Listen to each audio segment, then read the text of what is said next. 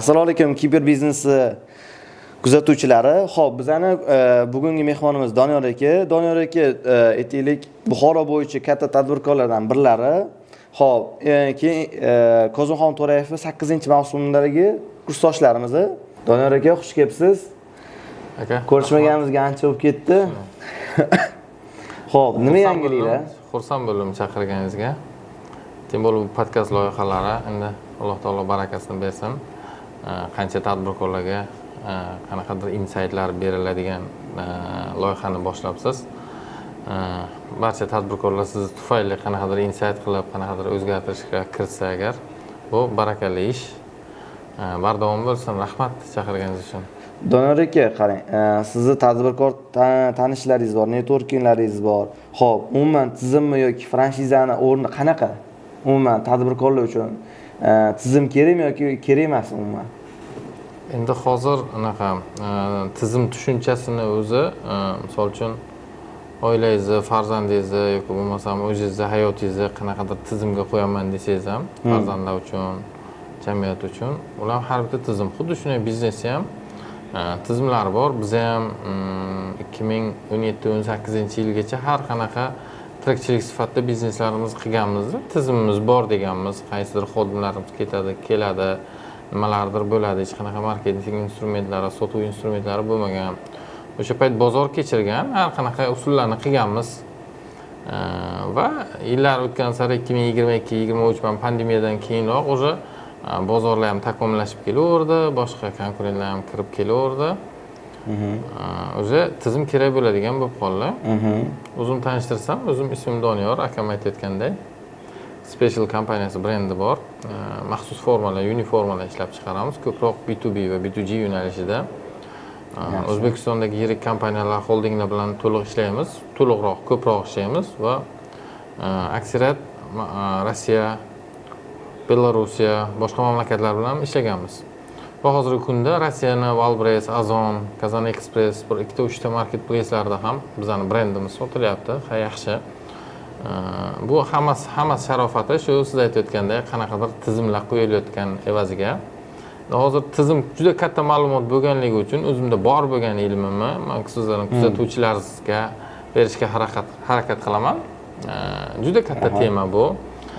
Mana shu 2022-23 dan hozirgi kunga qadar ustimizga o'qib, turli xil ustozlarimiz bilan Ibrahim Gulyamov bo'ladimi, Alisher Isayev bo'ladimi, Ulug'bek Hojiahmedov ustozlar bo'ladimi, Kozimxon To'rayev ustoz bo'ladimi, Hasan Husan Mamasaidov bo'ladimi, barchalarini o'qib har qanaqa instrumentlarni qo'llayapmiz. Xuddi shunday endi ana shu 22-23 dan keyin konkurentlar kirgandan keyin biza qanaqadir bir saralab biznesimiz tizimga qo'ymasak, bozor kechirmaydigan bo'lib qoldi. Ya'ni bozordan sekin chiqib ketishimiz kerak yoki bo'lmasam tizimli agar oldinroq borsak agar boradigan bo'lib qoldik. Shu bilan o'qigan sari sotuv adelni qo'ydik, adel продажаны, холодный звонокlarni qo'ydik. O'zimiz turli xil platforma adelimiz bor, platformalar shug'ullanadigan mutaxassislarimiz bor. Ularni qo'yib qo'ydik, ular ustiga rahbariyat qo'ydik, org sxemalarni tashkillashtirdik. Marketing jamoasi bor. Undan tashqari alohida yana loyihamiz bor. Xabaringiz bo'lsa kerak, o'sha tadbirkorlarni jamlab biz ham qanaqadir tadbirlar uyushtiramiz har qanaqa ustozlar bilan birgalikda.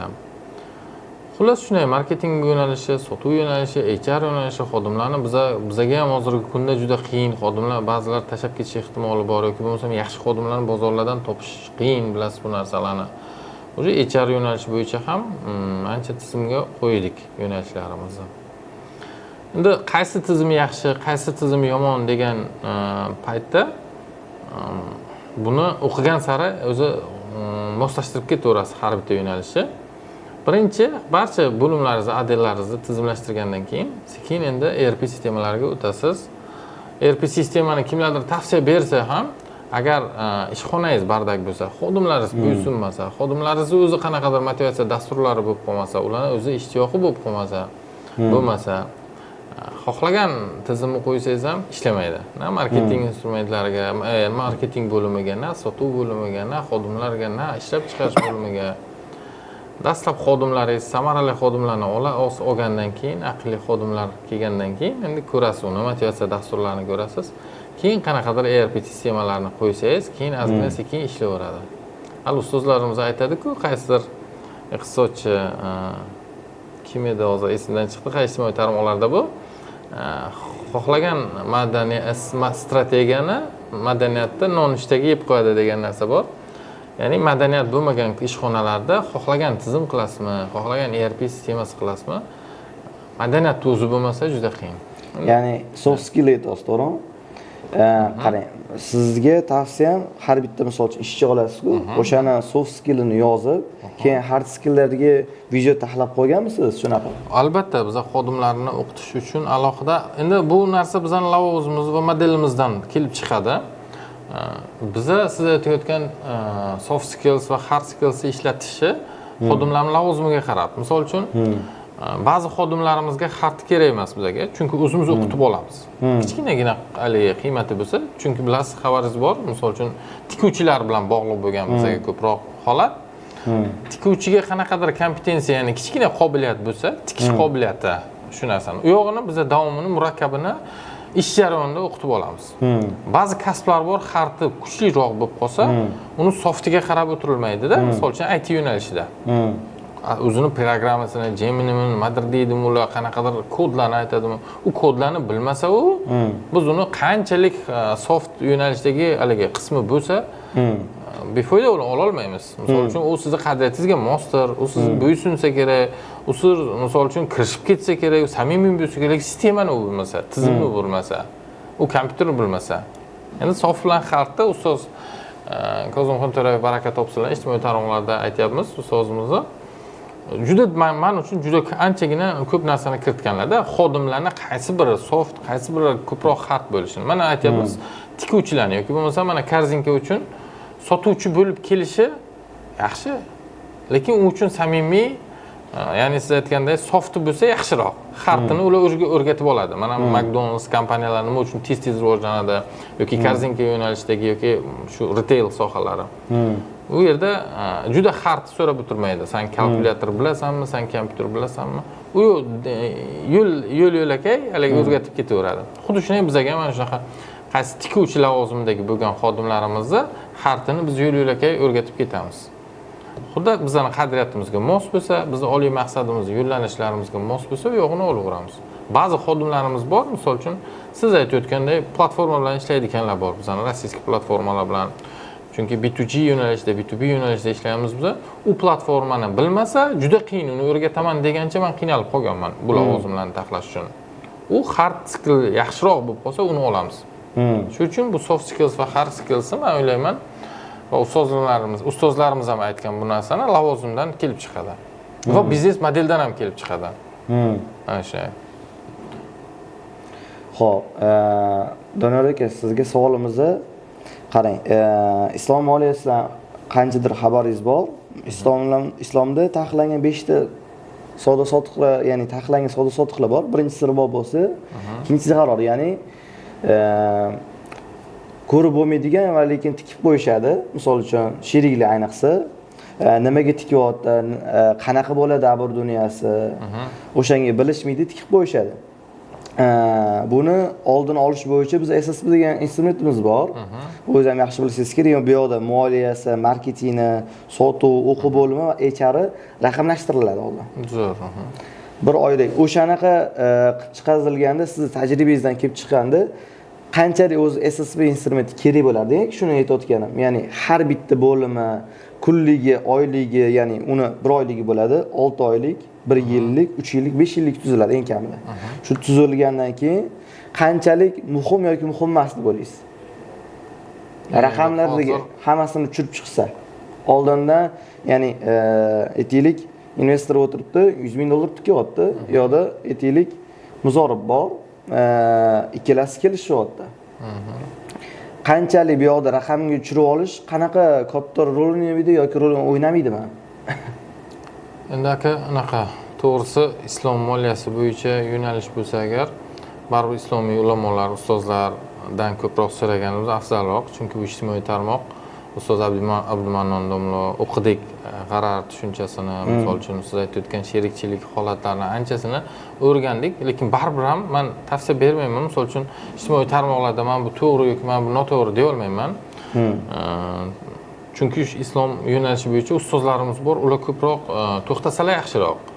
Lekin siz aytayotgandek qanaqadir sherikchilikda qaysidir raqamlarni bilishi, bilmasligi yoki bo'lmasam biznesda nimalardir tikmoqchi aslida investor nimalardir bilishi muhimmi, muhim emasmi deganingizga albatta muhim. Kim qaysi rolda? Investor ham biz ustozlarni o'qidik-ku, investor ham qaysi roldaligi muhim. Shunaqa investorlar bor, men deydi sudyalik qilaman. Endi futbol poylasida ustozlarimiz aytadilar-ku, kim hujumda, kim himoyada, kim varatada. Xo'sh, kim hujum gol uradi, varatada kim? Haligi aniqlab olishimiz kerak aslida biznesda. Kimdir sherik haligi investitsiya tikyapti. Kimdir biznesni yuritmoqchi, misol uchun ikki kishi, ikki tomonlama aytsak yoki uch tomonlama. Biz ham o'zimiz ham bir necha bizneslarda sherikchiligimiz bor. Misol uchun ulush kiritganmiz, qanaqadir pul bilan kirganmiz yoki qanaqadir rol bilan o'ynaymiz. Kelishib olamiz. Mana shu futbol stadionini ras gol olishimiz kerak, ras oldinga ketishimiz kerak. Kim qaysi rolda? Investor aytadi, "Meni boshimni og'ritmanglar, futbolni sanlar o'ynagansanlar. Futbolni davom ettir. Gol urib bilasanmi?" dedi. Ustoz Isayev zo'r gap gapiradilar. Albatta 9 ta gol urgan 10-golni ham urish mumkin. Bu narsani bilasizlar kinoga. Shu uchun gol urishni investor ko'radi. Endi mag'lubiyat bo'ldimi, gol ura olmadimi, ya'ni o'sha biznesdan talafot yetdimi yoki qanaqadir muvaffaqiyatga erishmadimi? Endi aldasa, haligi asoschi yoki bo'lmasam ikkinchi tomon o'zi javob beradi. Aldamasdan gol yesa qanaqadir oqibat bo'ldi, qanaqadir karantinlar bo'lib qoldi, nimalardir bo'ldi kelishuv davomida yo'l-yo'lakay. Nimalardir bo'ldi. Endi u investor tayyor bo'lishi kerak. Shu uchun ikki taraflama men o'ylayman ham sherikchilik shartnomasi muhim, ham kim nimaga javob bo'lishini oldindan tuzish kerak deb o'ylayman. Ya'ni pozitsiyalarni aniqlab olish kerak. Albatta, pozitsiyalarni aniqlash kerak deb o'ylayman. Men aytayotganim pozitsiyalarni, bo'limlarini faqat raqamlarga tushirib olib, aytaylik 1 oyligi, 6 oylik, 1 yil, 3 yil, 5 yillik oldindan strategiyasini tuzib, bo'lgani oldindan yaxshi deb o'ylayman. Shuning uchun sizdan so'rayotgandim, siz fikringiz qanaqa ekan? Endi oldindan tuzgani ham, u tuzgan bir taraflama, misol uchun o'sha misol futbolga o'xshagan yoki boshqa narsaga o'xshagan, undan tashqari investor MVP ham o'lchashi kerak. Ya'ni kelajakda nima qilamiz? Dal shu yo'l-yo'lakay chiqdik, shu yerdan Toshkent ketyapmiz yoki bo'lmasa mana bizning yurtimizga Buxoro, rahmat Toshkentdagi joydan chaqirdingiz, juda xursand bo'ldim. Bizni bu yurtimizda Buxoroga boryapmiz. Yo'l-yo'lakay taxminan 6 soatga boramiz deysiz. Lekin 10 soatga kirishimiz mumkin. Biz bilmadik, radar bor, svetofor bor, yamas bor, yomg'ir yog'ib qoldi. Mana kecha Angrenga mehmon bo'lib qoldik. Butun Perival yopiq. Perival emas, mana shu Olmaliqqa yo'lidan u yoq Olmaliq deykanmi, nima deykan, u yoq polni yopiq. Misol uchun shunchalik darajada endi kutmagan narsa yo'l-yo'lakay chiqib qoladi. Shu uchun kelajakni ham hallashni investor muhim deyman. Shu uchun ikki taraflama shartnomaga qog'ozda tushirtirish kerak ikki taraf. Chunki mana shuni bo'lmasam yo'qotaveradi. Yo'qotishlar bo'laveradi ikkalasi. Xo'p, hozirda Donordagi qancha franchiza yoki franchise yoki franchiziga qaysi tarafiga kirgansiz yoki umuman franchizaga hozirda qiziqasizmi? Yo'q, biza qiziqishga qiziqaman. Franchiza zo'r va sizni kuzatuvchilaringizga ham va bir necha tadbirkorlarga ham tavsiya beraman. Franchiza ham xuddi ana shunday sherikchilik shartnomasiga o'xshagan narsa. Juda muhim. Franchizaga nuqta virgulgacha ikki tomon ham kelishi shart. Endi franchizani ko'proq franchiza beradigan tadbirkor, misol uchun biza mana 2023-yilda o'zimiz ishlab chiqarayotgan narsani bir ikkita uchta do'kon ochganimizdan keyin o'zimiz qiynallikda franchiza qilamiz dedik. Va bitta shu yo'nalishga kirdim, izchat qildim, o'qidim. Va barcha o'qigan narsalaringiz ba'zi payt sizni aldab qo'yishi mumkin. Ustoz Isayev ham, ya'ni ko'p ustozlarni eslayman, miya aldaydi deydi. Shu kun ko'p ustozlarni eslayman baribir. Miya to'g'risi aldaydi. Siz qancha qog'ozga tushirtirsangiz ham, o'sha kutgan insoningiz boshqacharoq chiqsa, yoki bo'lmasam o'zingiz disiplinaga amal qilmasangiz, o'zingiz yozgan narsangizga amal qilmasangiz, yana ishlamaydi u instrument. Yana ishlamaydi. Shu uchun ishlashi uchun amal qilishingiz kerak. Kuchli jamoa bo'lish kerak, yana kuchli jamoa muhim. Franchizaga ham xuddi shunday qilishga berdik omonatlarni, ular uchun kutgandan, misol uchun remont qilib, boshqa narsalar qildirib berdik, lekin natija ko'rsata olmadi. Balkim bozor tayyor bo'lmadi o'sha payt. Balkim bizning model to'g'ri kelmadi. Shu uchun qayta franchizadan chiqdik-da, o'zimizni filial sotuv bo'limimizni tashkillashtirdik. Mana 2026-yilda 12 ta viloyatga hozir do'konlarimiz to'liq bo'ladi inshaalloh. Moskvada do'konimiz bo'ladi, Toshkentda ikkita do'konlarimiz o'zimiz retail bo'ladi. Polni standartlarga o'sha narsani ishlab chiqqanmiz. o'sha narsa hozir 3 tasi ishlayapti, qolganini nasib bo'lsa ishlab ketadi. Lekin franshiza holatda hozircha bera olmayapsiz ekanman. Chunki ikkinchi tomonda ham, ya'ni franshizani oladigan inson uchun ham zararim tegmasligi kerak. Bozorim rivojlansa, McDonald's nima uchun franshiza berib biladi? Yoki King Burger yoki bo'lmasa mana hozir fast foodlar, McDonald's yoki KFC'lar. Ularga arzon, chunki ular bozor pozitsiyani egallab bo'ldi. Qaysidir qismlarni brendi egallab bo'ldi, mirovoy ular. Siz qaysi qanaqadir harflarni o'zgartirib brend chiqarsangiz ham u narsada ularday qila olmaysiz. Ularda juda kuchli strategiya, juda kuchli komanda. Mana siz qila olmaymiz. Demak, bizga nima kamchiliklar bor ekan? Biz tezroq McDonald's bo'lishimiz kerak ekan. Deb o'yladim endi. Men mana haliga ojizaman. Endi qarang, franshiza davomimiz kuzatuvchilarimizga shuni tushuntirib ketsangiz, qanchalar misol uchun ko'p Rossiyada ham bor bu narsa, o'zingizlar mana yaxshi bilasiz. Birdaniga franshizaga sakrab olishadi. Tizimni qurib o'tirishmaydi, sразу franshiza deyshadi. Ana fransayzing chaqirish kerak, ya'ni pulni bizga misol uchun ro'yini ko'rsatib berishadi. Tizimi qanchalik rol o'ynaydi aynan franshizada? Yo'q, endi men bilmayman. Hozir Rossiyadagi o'sha holatdagi aytaylik, men sizga mana sal statistikasini kuzatib ko'rganman. 7 ta ochildim, 3 tasi yopilib ketyapti. O'zingizgami yoki boshqalarga? Yo'q, Rossiyada misol uchun shunaqa franshizalar ko'rdim. Shuncha statistika yopilyapti. Yopilishi nima evaziga? Men hozir aytdim. Mana biza mana shu franshiza qildirib berishimiz osonligini ko'rdik, bildik. Bizni komanda bilan ishladik o'sha paytda. Jamoa bilan ishladik, lekin modelda bozorda model hali tayyor bo'lmagan. Yoki men dalshi uzoqqa olib bora olmaganman. Shuning uchun kuchli jamoa muhim. Bu yerda bitta omil emas, juda ko'p omil bor. O'sha uchun Rossiya mamlakatlaridagi men bilmayman, ular tizimli qilayotgan bo'lishi mumkin. Bu yerda aytaman, ikkinchi tomon yutishi uchun, win-win bo'lishi uchun sizni brendingiz ham mashhur bo'lishi kerak. Men demak, o'zimda kamomatim, kamchiligimni ko'rdim. Demak, men brendimni ko'tarishim kerak. Tez orada. Nima yana tizimda kamchilikmi, tizimni zo'r qilishim kerak. Qanaqadir ERP sistemalarim kamchilikmi, ERP sistema. Franshizani olgan, franshizaga berganim, sotgan insonimga men zararim ham tegmasligi kerak. Unga matematikasini to'g'ri chaqab berishim kerak. O'sha muhim. Shuning uchun demak franshizani men olaman deydida, u norozi bo'lib qolsa, u qanaqadir raqamga chiqib qolmasa, u ham yomon. To'g'ri. Moskvadagi, Rossiyadagi xatoliklar shu evaziga chiqishi mumkin deb o'ylayman. Shunaqa. Donor aka, xo'p, tadbirkorlik sohasida endi qanchadan beri shu sohadasiz hozir? 2016-yil. 2016-yildan beri. Men bolaligimdan o'zi tadbirkorman, do'konlarim bo'lgan, dadamlar do'kon ochganlar. O'zi maktab davrida o'sha 2000 emas, 87-yil bo'lsa agar 94-yil bitta do'konimizni ochib bergan. O'sha davrdan tadbirkorlik bo'ldi-da, o'rtaga institut o'qiganimizdan keyin bir chet el bordik, institut o'qidik o'zimizcha. Keyin davlat ishxonasiga men bir 7 yil ishlaganman. Organ emas, anaqa departament sohasida ishlaganman. Keyin shundan qaytib tadbirkorligimga o'tib ketganman, tekstil yo'nalishiga. Donor aka, shu umumiy qanchadir tadbirkorlikda xizmat qilgansiz, sizga eng qiyin bo'lgan vaziyatlar nimada? Qaysi vaziyatlarda umuman sizga og'irlik, qiyinchilik vaziyati tug'dirgan sizga? Xodimlarning adaptatsiyasimi, umuman qaysi jarayonda sizda fokusingizni olib qo'ygan demoqchiman? Endi ichki tizim desangiz, misol uchun ichki xodimlar bo'yicha yoki qanaqadir отделlar bo'yicha, umumiy misol uchun progresslardan aytaylik. Misol uchun sizni ichki aytaylik, ichki akademiya qiynab qo'ygan, fokusingiz ko'p olib qo'yganmi yoki bizada endi standartlarni ushlab turish, ya'ni 2 ta filial ochdim dedingiz-ku, ya'ni yetkazib berasiz. Do'kon bizada faqat. Do'konda misol uchun standart ushlab turish qiyin-da. Shunday albatta. Masalan aytaylik, o'quv markazlari bor, endi nomini aytmaylik.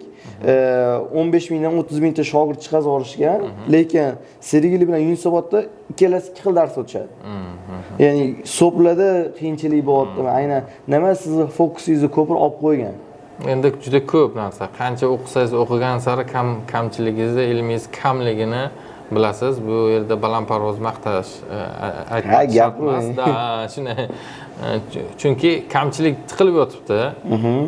Yutug'imizdan tashqari kamchiliklarimiz tiqilib yotibdi. Endi haqiqatan standartlarda, xodimlarning aldovida, endi aldov hozir yo'q, unaqa narsa men 2 yildan beri yo'q.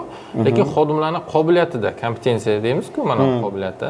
Nimagadir boradi, yo'lga bitta kemaga chiqamiz, qayergachadir boradi, yo'l-yo'lakay tushib qolaman deydi. Ya'ni qadriyatga to'g'ri kelmaydi. Misol uchun, qadriyatmikin, energiyasimikin, u yerda juda ko'p sabab.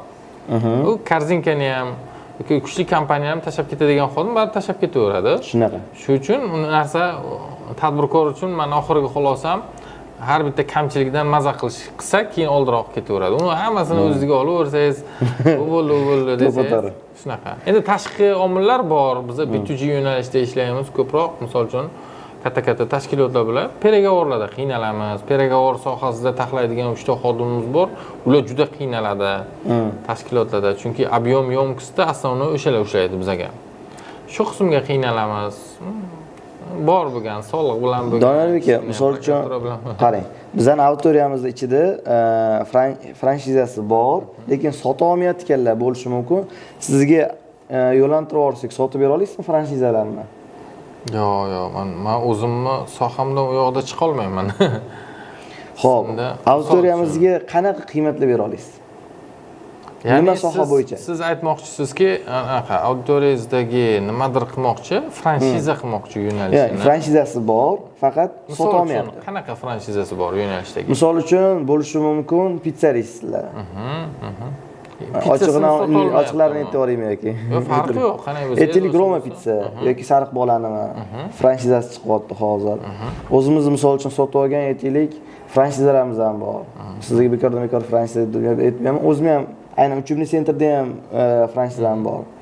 Xo'p, o'shalarni auditoriyamizda ham qanchadir franshizasi yoki franshizani sotib olmoqchi bo'lgan odamlar bo'lishi mumkin. O'shanga nima maslahat berasiz? Endi men hozir ilmim bo'yicha bo'lsa, bir nimadir ma'lumot kerak bo'ladigan bo'lsa, berishim mumkin. Franshizasini olasanmi yoki bo'lmasam sotishga yordam berasanmi degan joyga uni bilmayman. Xo'p, qanaqadir ilmim bo'yicha mana o'zimning yo'nalishimdagi nimalar yo'qotdim, hammasini yordam berib bilishim mumkin. Chunki o'zimiz franshiza eng oson yo'l, lekin franshizagacha tayyor bo'lish kerak bu model. Ayniqsa tizim. Misol uchun mana sariq bola pitsa, sariq bola juda kuchli marketing bilan kirdi, juda kuchli blogerlar bilan, boshqa narsalar bilan kirdi. Endi qanday franshiza qilyapti? U yo'qni men bilmayman. Lekin marketingdagi gapi yaxshi qilyapti, qolganini bilmayman lekin. Yo'q, men ham bilmayman. Men bu tizimini ichini bilmayman. Men konsultant emasman. Yana qaysi nima Roma pitsa, Roma Ruslannikimi nima men bilmayman. Yo'q, o'zimizniki ham bor. O'shani основатель muhim bu yerda. Основатель ham asoschi ham juda muhim. CEOsi, ya'ni uni tajribalari, uni xulosalari, qancha tizim qurganligi juda franshiza katta rol o'ynaydigan. Shunday, muhim. Xo'p, auditoriyamizdagi misol uchun, ya'ni win-win bo'lish uchun nima qiymatlar bera olasiz? Endi, qiymat bilmadim. O'quv markazlari bo'yicha. Yo'q, o'quv markazi emas, bu yerda etlik ishlab chiqarish bo'lishi mumkin. Umuman tadbirkorlarni bizaniki asosan kiber biznesni yoritamiz. Shuning uchun ham sizga ko'p biznes to'g'risida gapiryapman. Sizga qanaqa odamlar chiqsa, qanaqa muammolarni yechim bera olasiz? Endi biz hozir bunday qilishimiz mumkin. Qanaqadir auditoriyangiz uchun biron igra qilmoqchimisiz, latatron qilmoqchimisiz, bizning loyihamiz bor. Xuddi sizga o'xshagan xabaringiz bordir. Renessans degan, ya'ni mana почти 1 yildan bo'ldi. Juda kuchli spikerlarni olib kelamiz. O'zimizning biznes klubimiz bor va ustozlarning darslari bor. O'zi klub doirasida har bitta ustozimizni olib kelganlarning darslari bor. O'sha darslarni va u darsni biz podpiska qilganmiz, faqat klubdoshlar orasida. Va klubdoshlardan ham iltimos qilganmiz.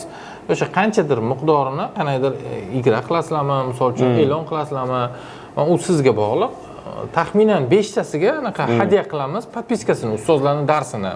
Bu yerda Kozimxon To'rayev ustoz borlar, Hasan aka, Husan aka Mamasaidovlar ustozlar darslari borlar. Bitta o'sha podpiskasini, ya'ni bu kanalimizni bepul 6 oyga qilib beramiz. 5 ta shogirdingizda imkon bo'lsa, bizning Renessans loyihamizda YouTube'dagi sahifamizda ham ular a'zo bo'lsa, ko'ramiz va siz uchun o'sha podelitsa deydi, men bilmayman, ijtimoiy tarmoqlarni shogirdlarimiz biladi. Podelitsa deydimi, podpiska deydimi, qanaqadir olovchi yubordiradimi, nimadir yozadimi, yozsin, muammo yo'q. Taxminan 5 tasiga biz 6 oylik kanalimizni, Telegram kanalimizni VIP holatda ochib beramiz. Eng zo'r kommentariy egalariga 6 oylik eng zo'r spikerlardan umumiy darslari bor. Biz Renessans loyihasi uchun 6 oy, mana 8-oy ketyapti. Ibrohim Gulyamov ustoz bor, kuchli strategiya bo'yicha o'tdilar. Hasan Mamasaidovlar, Husan akam keldilar. Ustoz Kozimxon To'rayev bor, aynan xodimlarning qo'li bilan bilasiz, u kishini juda yaxshi ko'raman, to'g'risi. Biz ham shunaqa. Va oxirgi paytda Mirshod Shakirov keldilar, ustoz biznesda diplomatiyani o'rni deb, juda ajoyib inson. Xullas 8 ta 9 ta spiker bor. Mana qachon qilasiz, dekabrdan keyin qilsangiz, Habibulla Sa'dullayev bor. Aynan marketing strategiyasini to'g'ri qo'llash orqali deb qilganlar. Dars zo'r bo'lgan, taxminan 9 soatlik dars. Kuni bilan biza kechqurun strategiya shunga o'xshagan narsalarni qilganmiz. O'sha videolar uchun 6 oylik podpiskasini beramiz, muammo yo'q. Yaxshi. Renesans loyihasi uchun. Faqat iltimos qilamiz, Renesans ijtimoiy tarmoqlari, Instagram'i Renesans loyihasidagi yuqoriligisiga a'zo bo'lgan bo'lishlari kerak YouTube'da va sizning sahifangizda a'zo bo'lishlari kerak. Bo'ldi. Mana qa montajni qo'yib yuboramiz bu narsani. Iltimos qilamiz bolalardan, agar imkon bo'lsa qo'ysangiz, muammo yo'q. Xo'p, top 5 ta maslahatingiz bizning auditoriyamizga. Endi maslahatni bilmayman. Odatda tadbirkorlar kuzatsa yoki tadbirkorlar qarang, bizning asosan auditoriyamiz tadbirkorlar va franchizaga aylanmoqchi yoki franchizasi bor, sota olmayotganlar yoki aytaylik, misol uchun franchizada ham bilsangiz kerak, oyiga 83 ta endi biglar, ya'ni katta franchizalar bor, 83 ta franchiza beradiganlar bor. Kattaroqlari chiqsa, ularga qanaqa maslahat berasiz demoqchiman. Endi tadbirkor va yoshlar shunga o'xshaganlar biznes egalari bo'lsa, endi maqsad darajasida yoshigacha bormaganmiz. Rozi bo'lasizlar, vaqtlaringizni olyapmiz.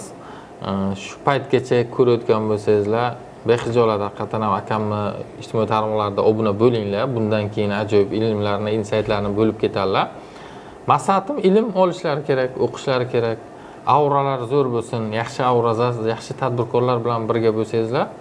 O'sha bizda bitta maqolimiz bor, bolalar aytadi, 4 ta aqlli bo'lsa, 5-chi aqlli sizlar bo'lasizlar. 4 ta nodon bo'lsa, nodonlar bilan birga bo'lsa agar, nodon ham shunday bo'ladi. Shuning uchun aqlli auditoriyani ilm ustiga qursin, hozir bozor kechirmaydi, tezroq tez hal qilib qarorlarni qilish kerak, aql bilan, ilm bilan. Shu maslahatimiz boshqa. Rahmat Doniyor aka, sizga ham. Sizlarga ham rahmat, kattakon chaqirganingiz uchun xursand bo'ldik. Xo'p, auditoriyamizga bitta maslahat berib ketsangiz, qanchalar, ya'ni sizda krug bor, to'g'rimi? Tadbirkorlarning krugi bor. Qanchalar muhim, ya'ni networking yoki klub tuzish? Endi hozir ilmlarning darajasini ustozlar, masalan, piramidaga o'xshagan yana bir xil piramida bor. Misol uchun o'zingiz kitob varaqlasangiz, o'qisangiz boshqacha ilm bo'ladi. Ustoz bilan aytilsa boshqacha bo'ladi. Mana ijtimoiy tarmoqlarda ba'zi bir ma'lumotlarni vizualizatsiya bilan, o'sha paytdagi videolar bilan qiladi. Qancha ta'siri, har bittasini ta'siri doirasi bor ekan va buni xalqaro qaysidir iqtisod bo'yicha kecha aytdi. Ustozlardan olinayotgan ilmlar bilan birga 45% mi, 50% mi o'sha klub, ya'ni muhit yanada ko'proq ta'sir qilar ekan. 45% dan oshiqroq qismini dedi kecha. Ya'ni shuncha ilmdan tashqari muhit ham kimnidir rivojlanishi uchun juda katta ta'sir qiladi. Nima uchun? Chunki qanaqadir siz menga dars o'tyapsiz-da, yo ustozlar aytayapti, uyqum kelyapti, yo amal qilmayapman yoki bo'lmasam qanaqadir 72 soatda chiqib ketyapti. Ustozlar ham xuddi shunday, ijtimoiy tarmoqlar ham nimalardir o'rgatdi, qaysidir amal qildim, qaysidiriga amal qilmadim. Lekin u yerdagi muhitga men amal qilmasam ham do'stim o'tib ketayotganini ko'rsam, yo do'stim ancha o'tib ketgani va mana klubimga qo'shilgan bo'lsa, u yerdan o'rganaman. Ustozdan olganim alohida. Keyinchalik ustozdan olganim alohida. Keyinchalik do'stimga borib, qanday olayotgani, qanday kelayotgani, u yerda hamma ochiq bo'ladi klub doirasida. Shuning uchun tavsiya beraman. Mana o'zim ham 4 ta 5 ta klublarga a'zoman va o'zimizdan Buxoroda shu Renesans loyihasi klubi bor. Nimadir ilmlarimiz bo'lsa agar haliga bo'lishga harakat qilamiz. Endi bor bo'lsa, o'zimizda ham xato kamchiliklar ko'p. Lekin kaizen qilamiz. Ya'ni borgan sari kichkina o'zgarish qilib ketamiz. Zo'r. Kaizenni agar hozirdan ishlatib o'tgan bo'lsa zo'r. Yo, bizda производствоda o'sha endi kaizen shu-ku, har kunlik kichkina o'zgartirishlar. O'zimiz hayotimizni ham kichkina o'zgartirish qilmasa agar baribir bilasiz, qiyin. Hozir to'xtash emas, yursangiz ham yuguradigan payt keldi, yuguradigan darajada. Shunaqa. Rahmat Doniyor aka, sizga ham, vaqtingizni ajratib kelganingizga ham. Sizlarga ham rahmat. Xudo xolasa endi Buxorolarda mehmon bo'lasizlar. Bizda taxminan bir 6 ta 7 ta podkastimiz aynan Toshkentda bo'lgan, aynan ustozlar bilan birga bo'lgan. Men sizga mehmon bo'ldik, yanada mehmon bo'lishga yoki bo'lmasam chaqirishga bexijolat ochiqmiz hamma. Rahmat sizga. Sizlarga ham rahmat, shuncha kuzatganingizga. kuzatib tursanglar, inshaalloh undan ham zo'r podkastlarni chiqazamiz.